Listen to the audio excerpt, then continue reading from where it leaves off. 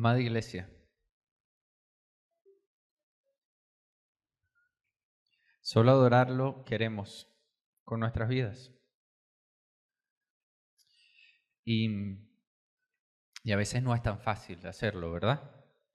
Porque estamos en un mundo que tiene sus complicaciones. Algunas.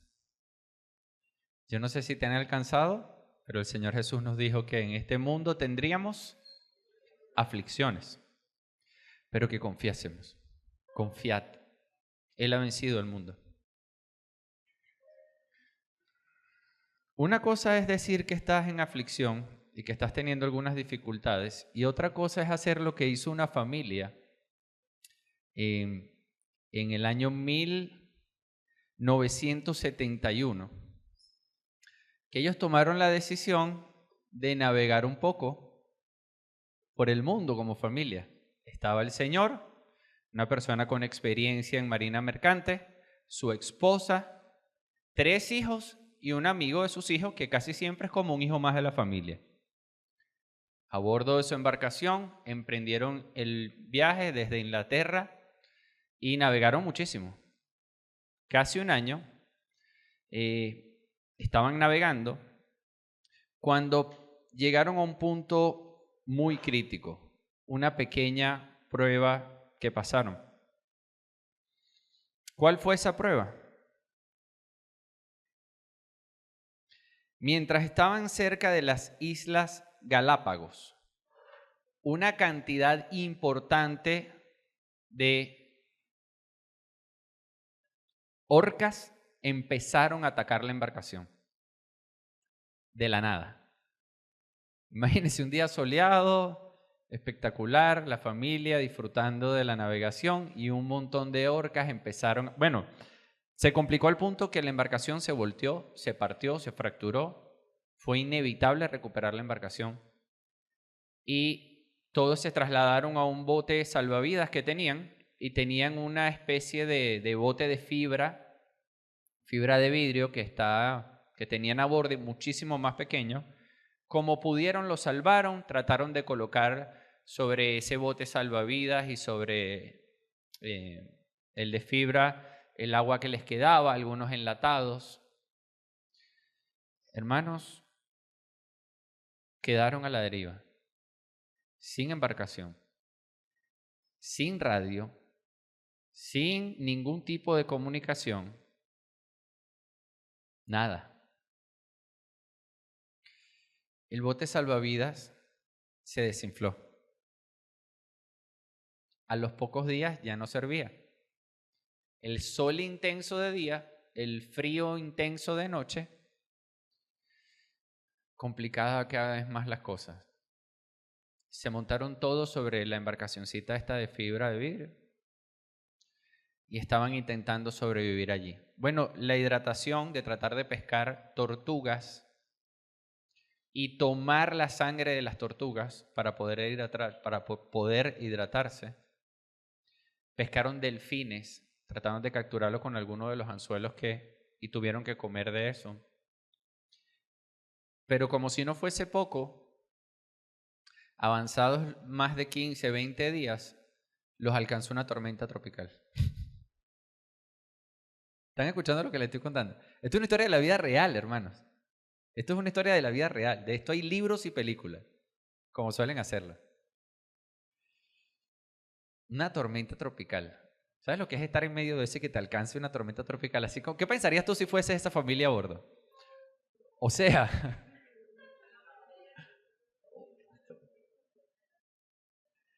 pero aguantaron.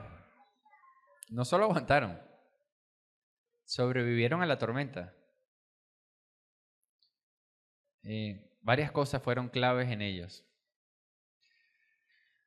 Pero después de 38 días de muchísima, muchísima intensidad,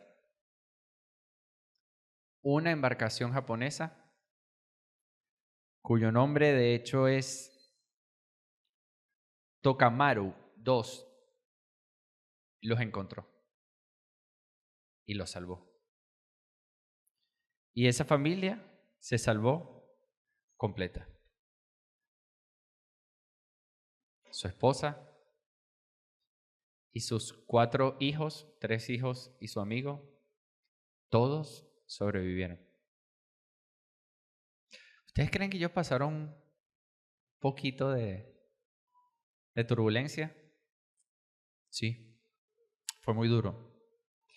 Y sabes que a veces nosotros nos sentimos así. A veces nosotros estamos esperando esa embarcación japonesa que nos rescate, ¿verdad? A veces nos sentimos que ya está complicado y que sobre lo complicado va a llegar otra tormenta. Y sobre esto hay un hombre en el Nuevo Testamento que puede enseñarnos mucho. Literalmente de tormentas a bordo de una embarcación, literalmente de persecución, literalmente de encarar a quienes les adversaban. Y él encontró, él resolvió, nos explica en Filipenses capítulo 4, cómo hallar contentamiento en medio de toda adversidad. Y él aconseja a uno de sus pupilos, discípulos, un hijo en la fe, a Tito. Y puede enseñarnos mucho cómo nosotros podemos vivir anhelando esa luz y enfocados en esa luz en medio de mucha tiniebla. ¿Cómo podemos vivir y tener en nuestro corazón lo que el título de hoy afirma? Un rumbo claro en medio de un mundo incierto. Un rumbo claro en medio de un mundo incierto. Quizás no podemos evitar que estés viviendo un mundo incierto, pero sí podemos proveerte, sí podemos recibir el rumbo claro que Dios ha provisto para ti y para mí. ¿Sabes por qué? Porque cuando estás en medio de una embarcación, pero tienes un rumbo claro, tú tienes más de lo que crees que necesitas para sobrevivir y hacerlo bien. ¿Qué le parece si leemos el texto que está en Tito, capítulo 3, versos del 8 al 15? Y sirva a recordar que este es el último texto de esta carta y que probablemente en él tenemos lo último que el apóstol Pablo quería escribir al respecto. Vamos a leerlo juntos, ¿les parece? Noten lo que dice. ¿Están conmigo en pantalla? ¿Están conmigo en sus Biblias en físico? Palabra fiel es esta.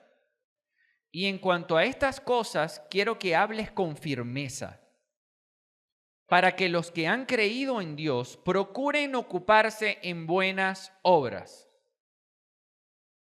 ¿En qué se van a ocupar? En buenas obras. Punto. Estas cosas son buenas y útiles para los hombres, pero evita controversias necias, genealogías, contiendas y discusiones acerca de la ley, porque son sin provecho y sin valor. 10. El hombre que cause divisiones, después de la primera y segunda amonestación, recházalo, sabiendo que el tal es perverso y está pecando, habiéndose condenado a sí mismo. Verso 12. Cuando te envíe a Artemas y a Tíquico, procura venir a verme a Nicópolis, porque he decidido pasar allí el invierno. 13. Encamina con diligencia a Zenas, intérprete de la ley, y a Apolos, para que nada les falte, y que los nuestros aprendan a ocuparse en buenas obras. ¿A ocuparse en qué? Buenas obras. Atendiendo a las necesidades apremiantes, para que no estén sin fruto. Verso 15, último de esta carta. Todos los que están contigo, todos los que están conmigo te saludan. Saluda a los que nos aman en la fe. La gracia sea con todos ustedes. Aquí pareciera que hay muchos mensajes, ¿verdad? En un solo cuadro pareciera que hay muchos mensajes. Pero realmente todos estos mensajes tienen un dibujo. Un dibujo que es más claro de lo que ustedes creen y que vamos a ir descubriendo y recorriendo juntos. ¿Saben qué es lo que dice ese dibujo? ¿Saben cuál es el mensaje que bosqueja este texto que nosotros tenemos hoy ante nosotros? El mensaje es el siguiente: debemos vivir y proteger el Evangelio para procurar integridad y reflejar a Cristo. Voy a repetirlo. Debemos vivir y proteger el Evangelio. ¿Solo vivirlo? ¿Solo protegerlo? No. Debemos vivir y proteger el Evangelio para procurar integridad y reflejar a Cristo. Ahora bien, tal y como hicimos por primera vez la semana pasada, que tratamos de recorrer nuestro texto respondiendo algunas preguntas, el día de hoy vamos a hacer algo semejante. 3 preguntas.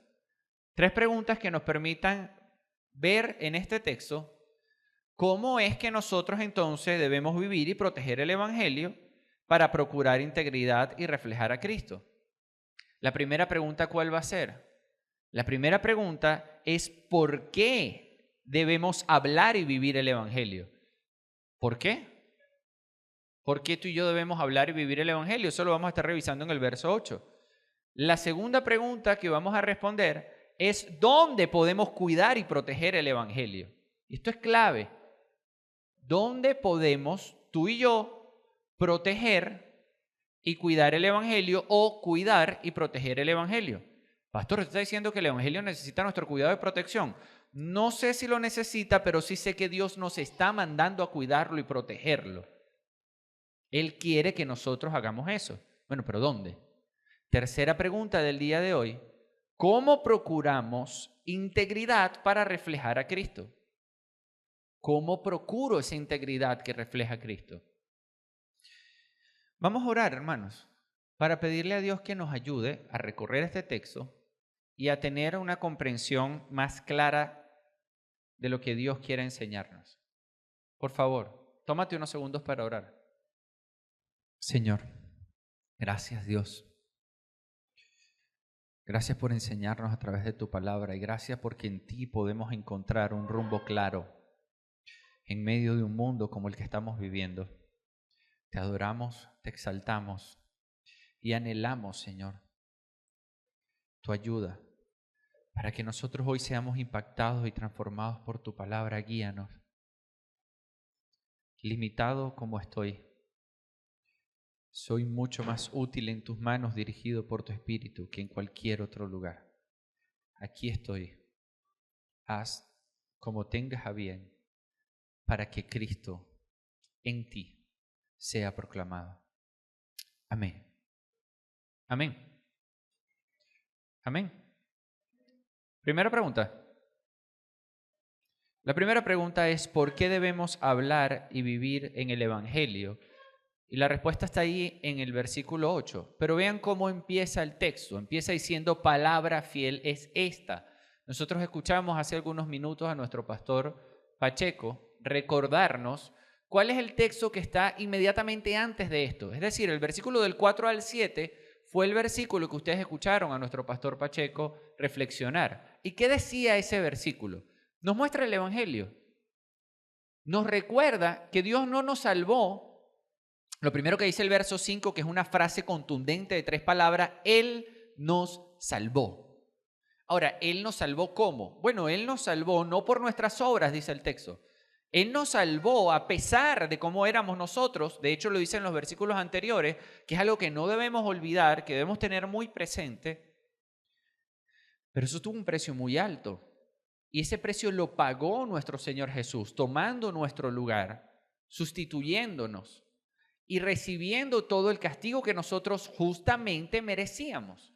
Ahora, ese evangelio no solo al comprenderlo nos permite arrepentirnos y creer. Por fe, tener la certeza de que sí estábamos juntamente crucificados con Él allí. No solo eso. También nos permite a nosotros vivirlo. De hecho, de eso se trata. Es decir, si tú has muerto con Cristo y resucitaste con Él, ¿eres la misma persona de antes o eres una persona nueva? Eres una nueva persona, y una nueva persona viva vive. Una nueva persona vive la fe que ahora tiene.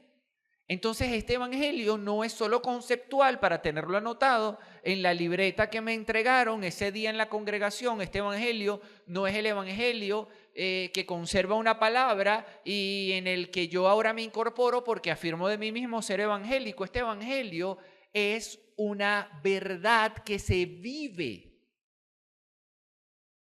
Es una verdad viva. Y esa verdad viva es la que está diciendo este texto, que es palabra fiel. Esa salvación es el eje central de toda la palabra de Dios. El modo en el que Dios ha decidido glorificarse, redimiendo a pecadores en Cristo Jesús. Es a ellos a quien llama, transforma y mediante su espíritu avanza a una santificación progresiva que los llevará hasta la estatura del varón perfecto. Amados hermanos, el texto empieza diciendo palabra fiel es esta.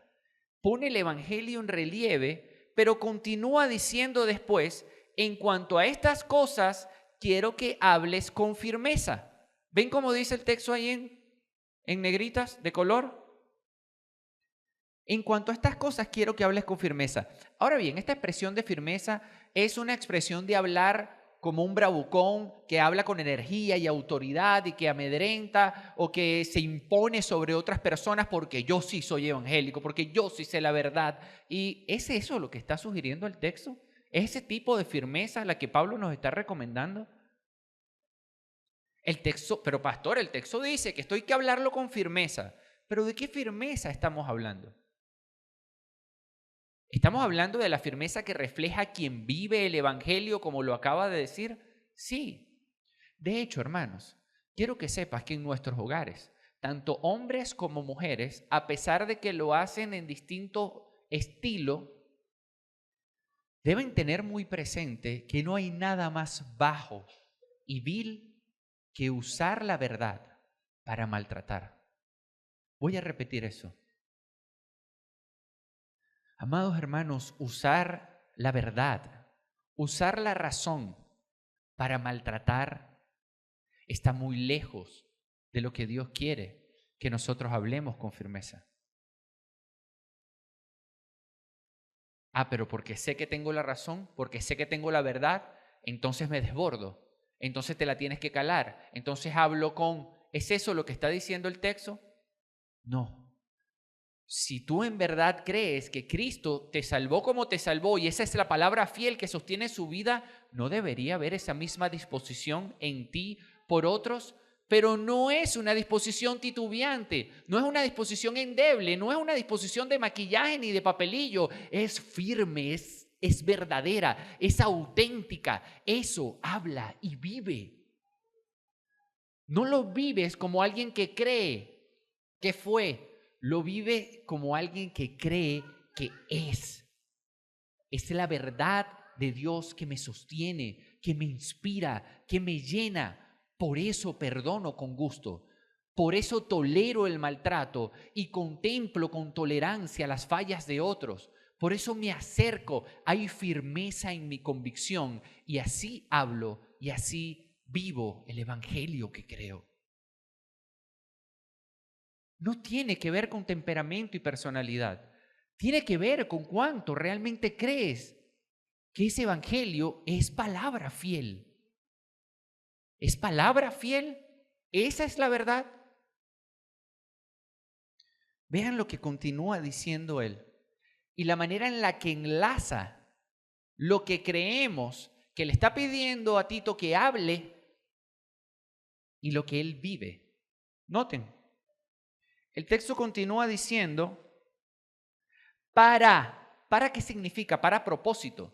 Para ese conector de para, si yo digo, bueno, yo voy a hacer X tarea para lograr algo, es porque lo segundo que voy a decir, es decir, lo que voy a decir después del para, es el propósito por el que hice eso. ¿Verdad que sí? ¿Están conmigo? dice ahí. ¿Para qué? ¿Para qué le está pidiendo que viva y que hable el evangelio? Para que los que han creído en Dios, es decir, todos, cualquier persona, ¿no? Los que han creído en Dios procuren ocuparse de buenas obras. Amado hermano, el texto anterior en el versículo 5 y 6 nos dice que Dios no nos salvó por nuestras buenas obras. Eso no fue lo que inspiró que Él nos salvara, pero sí nos está diciendo que si tú verdaderamente crees que el evangelio es palabra fiel, es la verdad, si eso es lo que tú hablas y vives, entonces ese evangelio va a producir en ti y en mí buenas obras verdaderas. Buenas obras reales, no fingidas, no aparentes, no temporales, buenas obras fieles, como la palabra fiel que lo inspira. Hermano, esta idea está a lo largo de todo el Nuevo Testamento, pero noten cómo el apóstol Pablo utiliza diversos métodos para expresarlo, pero es el mismo espíritu. Segunda de Corintios, por ejemplo, capítulo 3, verso 16 al 18. Se los voy a leer para que noten cómo aborda la misma idea el apóstol Pablo. Dice, en cambio, cuando alguien se vuelve al Señor, el velo es quitado. 17. Pues el Señor es el Espíritu, y donde está el Espíritu del Señor, allí hay libertad. Verso 18. Así que todos nosotros, a quienes nos ha sido quitado el velo, podemos ver y reflejar la gloria del Señor.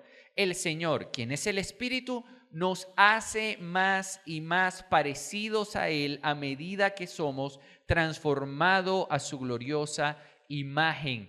Él va transformándonos. Entonces, las obras que empiezan a surgir de nosotros, ¿quién las hace? Él. ¿Cómo las hace? A través de su verdad que nos transforma y la hace en un contexto específico que vamos a estar viendo porque este texto lo enseña.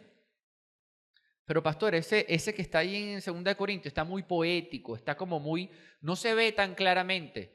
Dame un segundito y ya te echo una manito con eso. ¿Qué tal si nos vamos a Efesios capítulo 4, verso del 13 al 16, que esto está como más escrito para nosotros en estos días? ¿Qué tal esta? Te la voy a leer. Dice, ese proceso continuará hasta que todos alcancemos tal unidad en nuestra fe y conocimiento del Hijo de Dios que seamos maduros en el Señor. Es decir, y lo voy a explicar mejor todavía, es decir, hasta que lleguemos a la plena y completa medida de Cristo. Entonces, ya no seremos inmaduros como los niños, no seremos arrastrados de un lado al otro, ni empujados por cualquier corriente de nuevas enseñanzas. No nos dejaremos llevar por personas que intentan engañarnos con mentiras tan hábiles que parecen verdad. En cambio, hablaremos la verdad con amor y así creceremos en todo sentido hasta parecernos más y más a Cristo. Voy a repetir eso. Creceremos en todo sentido hasta parecernos más y más a Cristo, quien es la cabeza de su cuerpo, que es la iglesia. Fíjense que aquí sí menciona el contexto que él ha elegido para hacerlo. Verso 16. Él hace que todo el cuerpo encaje perfectamente y cada parte, al cumplir su función específica, ayuda a que las demás se desarrollen. Y entonces todo el cuerpo crece y está sano y lleno de amor. Aleluya. Esa verdad, que es palabra fiel, cuando nosotros la vivimos y la hablamos en función de lo que vivimos, en términos de coherencia, decían en la mañana, cuando esta realidad empieza a entrar en nuestro corazón y se manifiesta en nuestras acciones, eso sin lugar a dudas refleja más a Cristo. Entonces, hermano, ¿por qué debemos hablar y vivir el Evangelio? Que es la pregunta que nos hacíamos al principio. Debemos hablar y vivir el Evangelio por una razón muy clara. Porque la verdad que sostiene a la iglesia produce en nosotros verdaderas buenas obras. Porque es el Evangelio lo que nos transforma y es la verdad de Dios, de ese Evangelio que está de Génesis a Apocalipsis, que es revelado por su Espíritu y en el contexto de la iglesia nos permite crecer, cambiar, ser transformados. No hay forma ni manera de ser igual a Cristo sin el Evangelio, de parecerse a Él. No hay buenas obras auténticas sin Él. Reflexionemos por favor en esto. Hermano, cuando uno entiende el Evangelio verdadero, si el Evangelio es el mensaje central de toda la palabra, ¿no terminas entendiendo mejor la Biblia en cada parte que lo lees? Claro, porque donde antes no veías el Evangelio, ahora empiezas a notarlo. Donde antes tú no entendías por qué esa persona estaba haciendo eso que parece tan inhumano, o al revés, que parece tan tonto en términos culturales, ahora entiendes que hay un Evangelio que está inspirándolo, que hay un deseo de ser como Cristo que está moviendo su corazón. Y cuando tu criterio cambia, tú ya no puedes pensar igual. Si tú vives en un edificio, levántame la mano quienes viven en un edificio. Bajen la mano. Si tú vives en un edificio y tú interactúas con varios vecinos, ¿verdad que sí? Cuando tú interactúas con todos esos vecinos, tú te las llevas relativamente bien con todos, sabes quiénes son los vecinos chismosos, que son problemáticos por el grupo de WhatsApp, sabes quiénes son los vecinos que están, suena la puerta del pasillo y ellos abren como que si uno no se da cuenta, tú sabes quiénes son los vecinos que lanzan las cosas sin bolsas por el bajante, o sea, son todas esas cosas clásicas de los, quien tiene 7 meses sin pagar condominio, estamos hablando de una comunidad cualquiera. ¿Qué pasa si esa persona que tú crees que es un vecino ejemplar sale a la luz y tú te enteras de que el tipo es un narcotraficante y que abusa de personas de mucho menor edad que él y que ha matado a no sé cuántas personas y tú te enteras, salen las evidencias y son evidencias concluyentes, probadas? Cuando tú te enteras de la verdad sobre esa persona, yo te quiero preguntar, cuando tú te encuentras con esta persona, ¿tú puedes seguir siendo exactamente el mismo con él?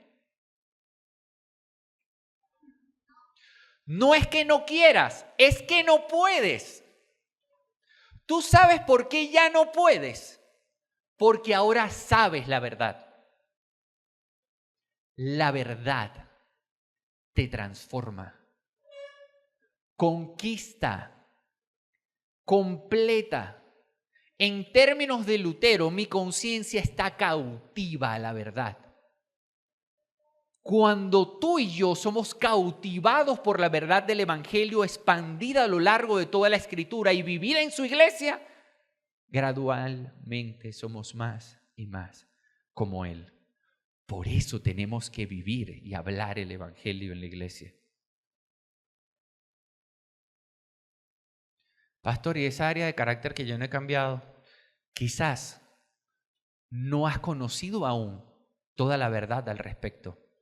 La puedes conocer en la relación con la palabra, la puedes conocer por la consejería en la que manifiestas eso que tienes oculto en una gaveta y no es sino hasta que hablas con tus líderes, hablas con el pastor, hablas con el mentor, con tu mentora, con esa hermana que tiene mayor madurez y ella te ayuda a superar lo que ya ella superó en otro momento. Ella sí sabe la verdad sobre ese vecino. Y eso te cambia. Hermanos, debemos vivir y proteger el Evangelio para procurar integridad y reflejar a Cristo. Con una idea clara de la verdad, la tormenta que estás navegando es completamente diferente. Porque cuando uno sabe la verdad, aún en medio de la tormenta, aún en medio de lo que estás pasando trabajo comiendo, la verdad te sostiene. Y puedes llegar a donde no hubieses llegado. Puedes avanzar y aguantar lo que no hubieses aguantado, porque conoces la verdad. ¿Qué tal si vamos a la segunda pregunta? ¿Dónde podemos cuidar y proteger el Evangelio? ¿Dónde? O sea, cuidar y proteger el Evangelio. Miren lo que dice el versículo 9, 10 y 11. El versículo 9, 10 y 11 empieza diciendo, pero evita controversias necias. Esto no requiere ni siquiera explicación. Tito, le dice Pablo a Tito, no te metas en esas discusiones innecesarias. Esa actitud polémica de chocar y ahora le va a decir específicamente en qué. Noten lo que dice el texto. Dice genealogías, contiendas y discusiones acerca de la ley, porque son sin provecho y sin valor. Es decir, no sirven para nada. Pastor, pero usted está diciendo entonces que hay discusiones o hay interacciones que pueden ser edificantes. Sí. ¿Y dónde está la diferencia? Está en el corazón. Pero recuerden el contexto cultural que ellos estaban viviendo. Sabemos, no solo por el contexto literario que en los textos anteriores y aún en las cartas que le escribió a Timoteo, nos guía de quiénes estaban y con qué estaban atacando a la iglesia. Habían diversos modos, pero destacan los judíos, los judaizantes, que daban por cierto que los creyentes tenían que vivir la ley y circuncidarse. O sea, ellos estaban incorporando el mensaje de que tú necesitabas hacer obras para ser salvo. ¿Eso es verdad? ¿Hay un modo en que tú y yo podemos salvarnos por nuestras obras? No lo hay, ni lo va a haber. Entonces, él está diciendo, no caigas en discusión innecesaria con alguien que está llevando una mentira en otra dirección y quiere convencerte a ti de una mentira que no tiene sentido. Hermano, quien sabe la verdad no discute por la mentira.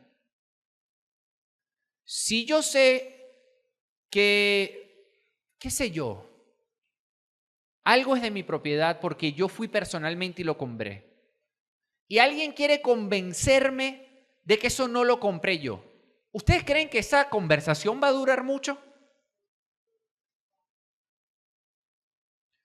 No, pero es que fíjate, y se pone a tratar de generar cuanta artimaña y cuanta idea hay para convencerme de algo que yo estoy firmemente convencido de que es verdad.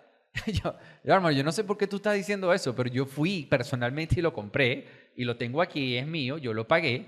No fue así porque el gallo ayo, la gallina ina, el traje que te traje y empieza a darle vueltas y yo... Bueno, lo lamento, hermano, perdón. ¿Tú sabes cuándo la discusión toma fuerza y sentido? Cuando no sabes la verdad.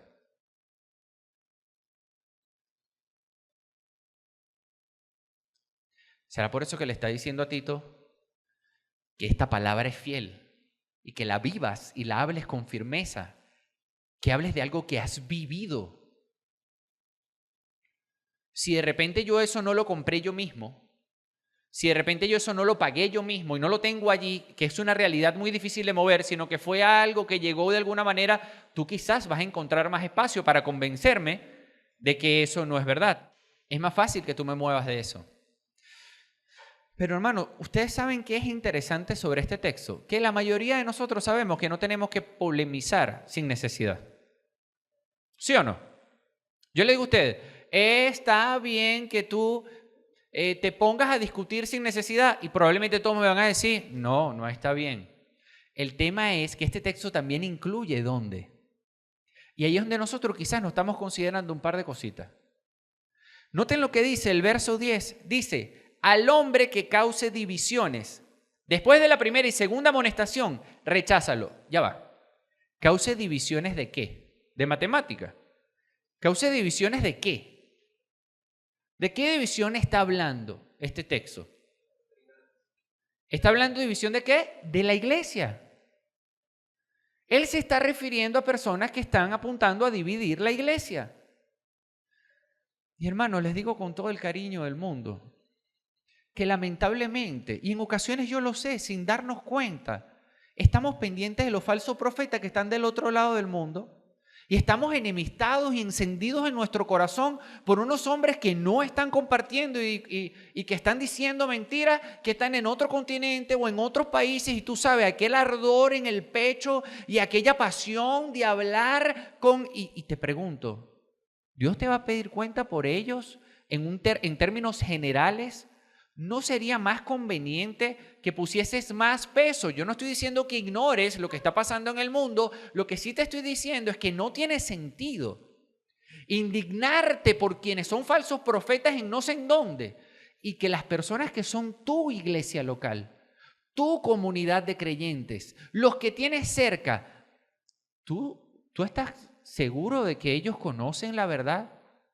¿Tú estás seguro de que ellos entienden las doctrinas, bases históricas de la palabra de Dios bien? ¿Y qué hago? Bueno, no, este hermano de la iglesia no está diciendo la palabra de Dios bien. Voy y ya le di la primera advertencia, pastor, ya le di la primera advertencia, ya se la di. Lo que te está dando aquí es un método de cómo sacar a los creyentes de la iglesia cuando no piensen doctrinalmente igual que tú. ¿Crees que es eso lo que está el apóstol Pablo? ¿O más bien no está claramente diciéndote que no seas simple y a la primera te dividas, sino que trates de ir a él y ayudarlo a ver lo que no está bien?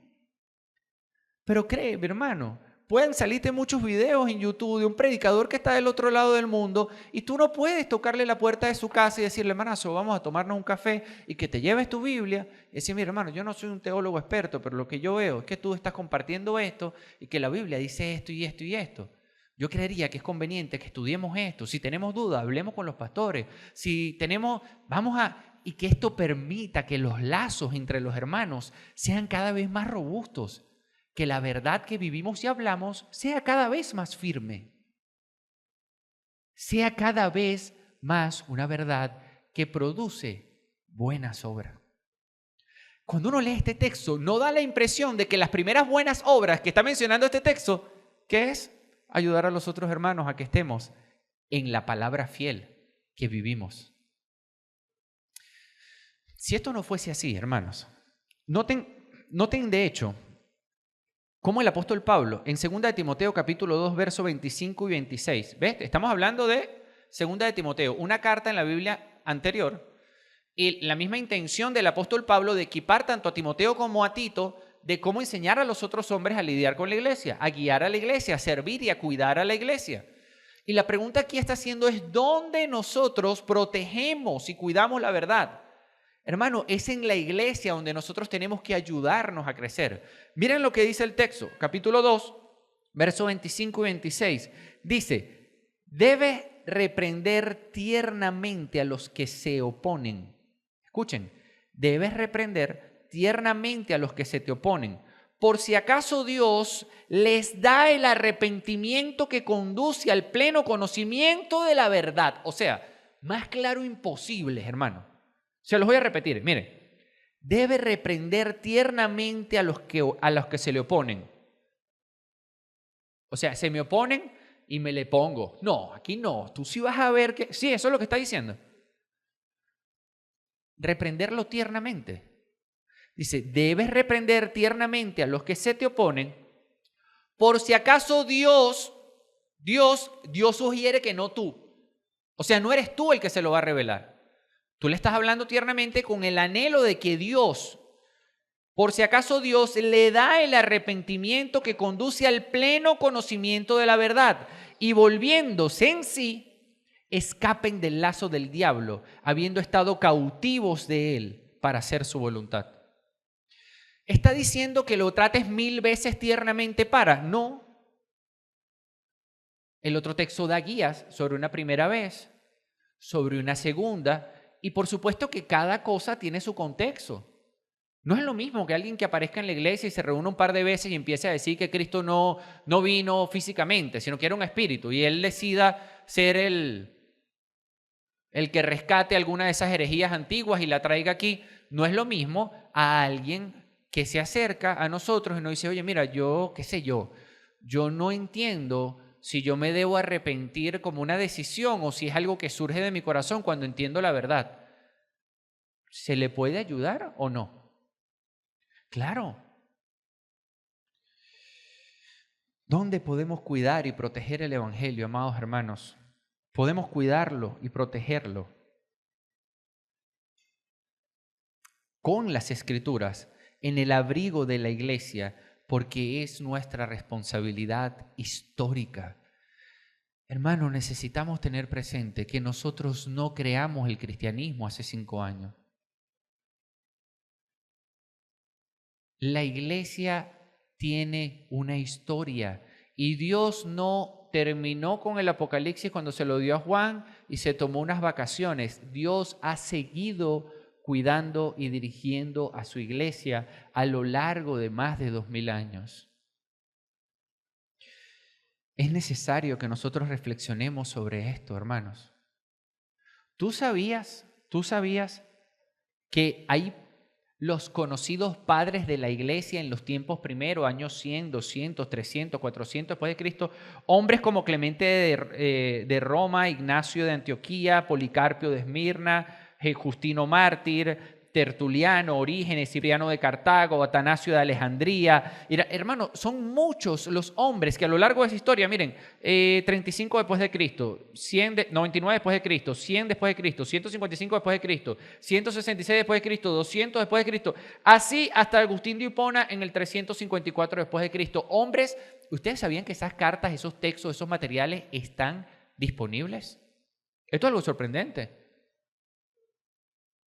Esto es algo que asombra.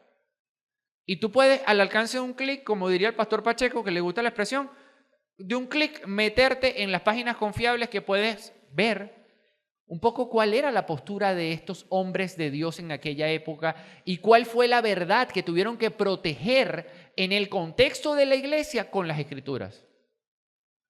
Pero después de eso, ¿sabía que hubo concilios? Nosotros acabamos de leer en Hechos 15, el primer concilio de la iglesia. ¿No notan que la manera en que Dios nos está dejando en la palabra de Dios que resolvían sus desacuerdos doctrinales era a través de un concilio? ¿No es eso diciéndonos, o ustedes creen que no, fue el único concilio de Hechos 15 y más nunca iba a haber un concilio? No, hermanos, ese concilio es la evidencia de que ese es el modo que Dios ha dispuesto para que su iglesia pueda engranarse doctrinalmente hablando, pueda cuidar y proteger la verdad. Caminan en fe. Concilio de Nicea en el 325, concilio de Constantinopla, de Calcedonia, hermano, Constanzas, de Trenzo, el sínodo de Dor, muchas historias, cada una de las distintas. Yo no se las leo todas, las tengo aquí, pero lo que quiero es despertar en ti una conciencia de que el cristianismo ha vivido cuidando y protegiendo la verdad de un modo en el que Dios les ha dirigido. Ha sido con las Escrituras, en la iglesia. ¿Qué decirte de las confesiones de fe? Del credo, de los apóstoles, del credo niceno, del credo de Atanasio, del credo de hermanos, muchísimos. El que estamos revisando nosotros recientemente, de una de las confesiones de fe bautista de Londres. Hermanos, es una responsabilidad importante que se debe hacer principalmente en la palabra y en la iglesia. Tú te encontraste con otro hermano de otra congregación y tú tienes suficiente confianza como para darle algunas pinceladas de lo que hoy es verdad para ti con mayor claridad. Tienes que hacerlo tiernamente como el texto está diciendo y no forzarlo ni intentar doblar su voluntad. Confiar en que Dios le va a mostrar. Vamos a la última pregunta. ¿Cómo procurar la integridad para reflejar a Cristo? ¿Cómo? Noten, cuando te envíe a Artemas y a Tíquico, vean lo que aparece ahí en azul. Dice, procura venir a verme a Nicópolis. A ver, ¿cómo es que un texto que nosotros podemos leer devocionalmente con mucha fluidez, con mucha cotidianidad, puede tener en sí mismo tanto significado? Ustedes saben que es bastante claro en esa expresión de procura venir a verme, que contaba con él. Contaba con él. Es bastante claro en este texto cuando él está cerrando. Después de haberle enseñado a todos esto, le está diciendo, ¿sabes qué? Él con libertad, sin necesidad de lanzarse un párrafo más, introduciendo al recordarles las razones por las que ellos debían estar No, estos hombres estaban consagrados a Dios y estaban comprometidos con la obra de un modo en el que Pablo sabía que contaba con ellos. En un mundo donde no había celulares, donde no había correos electrónicos, donde no había la confirmación de la confirmación de la confirmación de la confirmación de la confirmación, como somos nosotros ahora, nos comprometemos 2 semanas antes, un recordatorio 1 semana, el día en la mañana, no, pero es que no me pasaste la ubicación de Google Maps para yo poder llegar. Y nos reímos, pero notemos cómo el compromiso va degradándose y degradándose y degradándose. Y este hombre le dijo, ¿sabes qué? Procura venir a verme. Y era suficiente para él. Era suficiente para él entender. Contaban con ellos. Contaban con ellos, hermanos. Y no solo contaban con ellos, como ustedes pueden ver allí, sino que miren lo que dice después en el verso 14, dice, y que los nuestros aprendan a ocuparse en buenas obras, atendiendo a las necesidades apremiantes, para que no estén sin fruto, para que no estén ociosos, para que no estén ocupándose de lo que no tienen que ocuparse, para que su consagración a Dios sea evidente en todo lo que hacen. Esos son buenas obras. Cuando Cristo en ti, y como Cristo sería si tuviese tu trabajo, si tuviese tu rol en tu familia, si tuviese tu participación en la congregación, si tuviese tu iniciativa en tu comunidad, si Él estuviese donde tú estuvieses, como se vería Cristo, así deberíamos vernos tú y yo. Ahora, ¿cómo se alcanza, cómo se procura esta integridad? Si yo vengo y asisto a la congregación y no conecto, si nadie cuenta conmigo y si no puedo recibir instrucciones como estos hombres los recibían. Apolos, que vaya para allá. El otro muchacho, que es un abogado experto en la ley, que llévalo para el otro lugar, equípalos para que no les falte nada y a los nuestros enséñales. ¿Notan cómo es un general dirigiendo el ejército? No hay generales sin oficiales que obedezcan. Hermanos, si tú y yo queremos procurar vivir en una integridad que refleje a Cristo, tenemos que poner nuestro corazón sobre la mesa y comprometernos al punto en el que puedan contar con nosotros. ¿Tu iglesia cuenta contigo hoy al punto de mandarte a que procures vernos en tal lugar, a tal hora, asumir tal o cual responsabilidad, encargarte de tal o cual actividad, visitar a tal o cual hermano, compartir la palabra de Dios en cual o tal tema? ¿Cómo nosotros podemos ver en ti tejida una integridad que está disponible, que es enseñable, que es fiel a la verdad y que cuando tropieza corre con inmediatez a solicitar la ayuda que estos hombres se solicitaban unos a otros? Hermanos,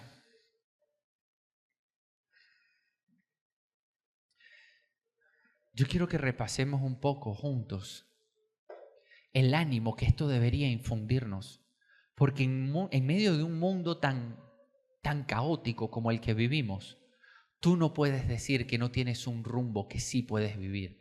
Tú estabas condenado en este mundo y Dios te salvó. Y ahora te salvó y tiene un trazo, un objetivo, una ruta. Él va cambiándote. Y el pecado que estaba en ti, que tenía cierto arraigo a tus hábitos viejos, va deslastrando, se va quitando, se va soltándose porque ya no te domina. Y en la medida en que tú conoces la verdad, entonces esa verdad te transforma y ya tú no puedes seguir comportándote igual. No es que no quieres, es que no puedes. Y cuando tropiezas y te das cuenta de que estás haciendo algo que no debes hacer, en tu conciencia te sientes mal. Buscas al Señor, buscas confesar, buscas la verdad de la palabra al respecto. Luchas y luchas porque el que es verdaderamente libre lucha por no dejarse esclavizar cuando en verdad cree que es libre. Así entonces, sin importar la tormenta del pecado que nos abrume o la escasez financiera que nos alcance o la enfermedad que esté generando presión, independientemente de los días que pasemos en medio de ese naufragio, tenemos una mirada clara puesta en el autor y consumador de la fe que está haciendo una obra en nosotros.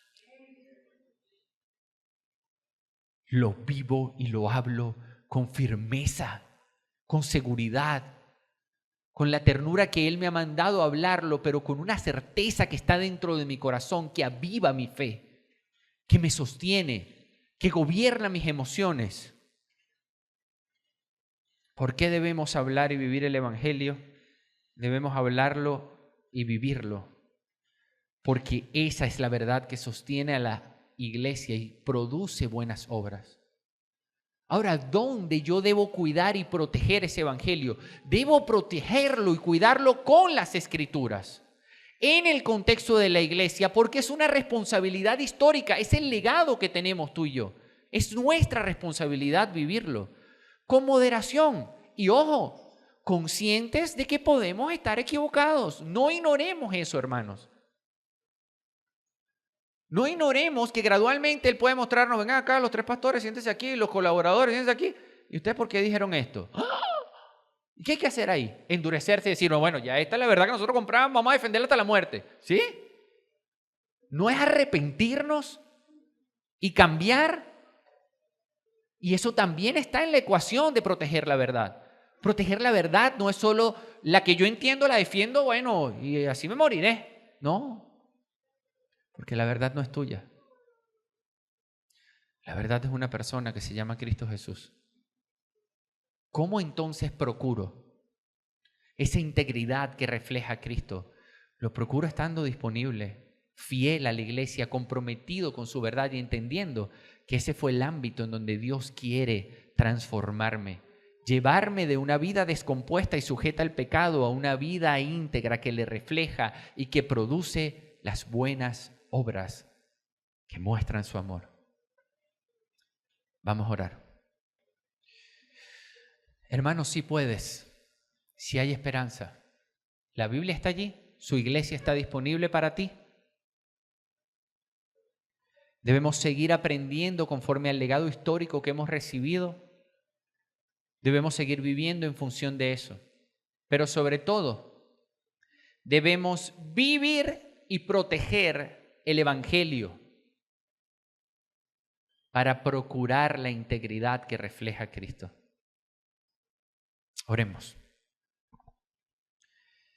Señor, te exaltamos, te damos toda la gloria y te suplicamos que nos ayudes, porque es nuestro deseo, Señor, honrarte a ti. No solo cuando estamos en tierra firme, sino también cuando estamos en medio de la tormenta. Señor, sabemos que a veces no cuentas con todos para que tú puedas glorificarte en medio de la tormenta. Y hoy queremos decirte, cuentas con nosotros porque lo único que queremos es adorarte. Lo único que anhelamos es exaltar tu nombre y que tú seas glorificado, Cristo Jesús. Gracias. Gracias porque es indescriptible el honor y el privilegio de conocerte, de haber sido llamado y justificado en ti a pesar de nuestros graves y grandes pecados, delitos. ¿Cómo es que habiéndote ofendido tanto, tú nos has amado como lo has hecho en Cristo? Gracias, Señor. He aquí nuestro corazón. Haz con él como quieras. Que sea tu verdad la que nos cautive, nos conquiste, nos enamore y se exprese a través de nuestras vidas glorificándote. Te exaltamos por quien eres tú y por lo que tú has hecho en Cristo Jesús, Señor nuestro. Amén.